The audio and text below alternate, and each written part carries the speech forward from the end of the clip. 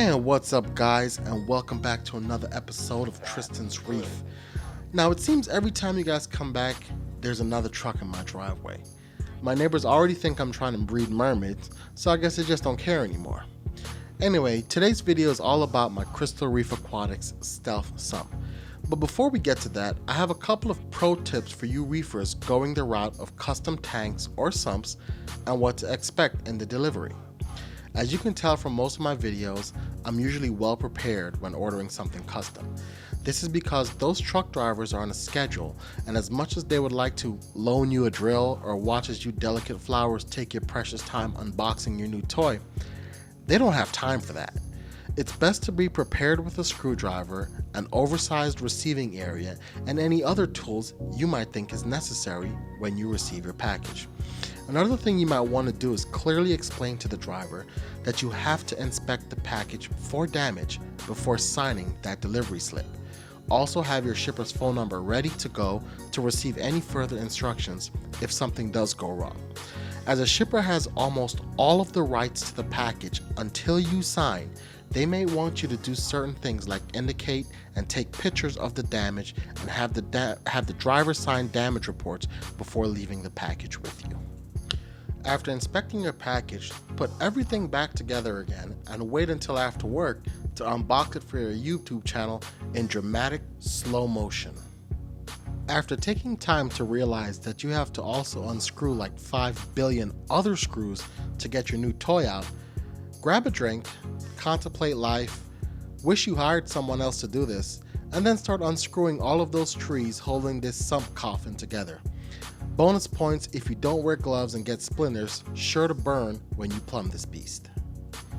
As you begin to remove the 6-inch galvanized screws holding the sump prisoner, be sure to not grab the screws with your bare hand, giving yourself first-degree burns about 4 times before you wised up and put on gloves.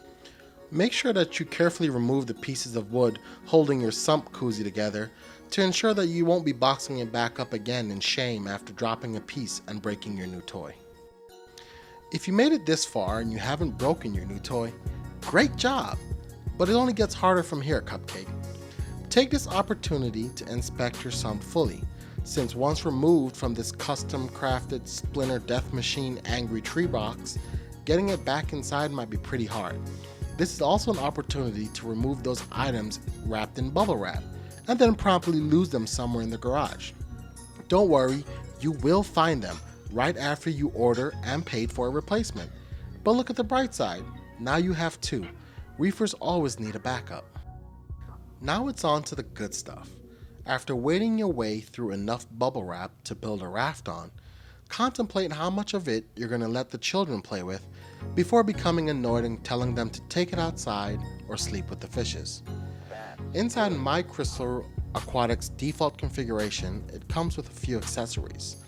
The first is a dual filter sock holder for those folks that enjoy them and laundry. The second is a filter pad, filter media, filter box that can be used in a variety of ways, which will hopefully in some magical configuration keep your water crystal clear and nitrate free. But who are we kidding? We're all going to forget or get too lazy to change your filter pads. So now you have 2 ways of possibly failing at mechanical filtration. Alright.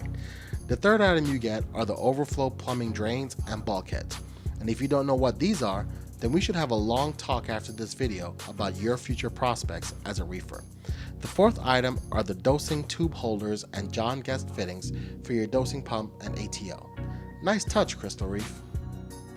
My sump measures 60 inches long, 22 inches wide, and 16 inches high. Its maximum capacity is around 86 gallons. Overall, I found the build quality and materials used to be spot on. The pieces were rounded nicely and the edges were deburred to avoid making any blood sacrifices to the reef while doing maintenance. I chose to go with a manufactured sump simply because the skills required to DIY one with this many features, it's outside of my scope at this time. I also went with a sump that was suggested by Julian after mentioning what I plan to use it for and what kind of filtration I will ultimately have. The next step of this adventure is to remove this behemoth from the future firewood box. Now if you don't have any friends and haven't done anything nice for your wife lately, then you might find yourself alone in this endeavor. I don't recommend doing it alone, but if you must, then here are some tips. Open one end of the coffin and slide the sump onto a dolly slowly but surely. When you're done, immediately regret doing it, and after taking lots of video for YouTube, cover it back again with the bubble wrap the kids didn't pop until help arrives to get it into the stand.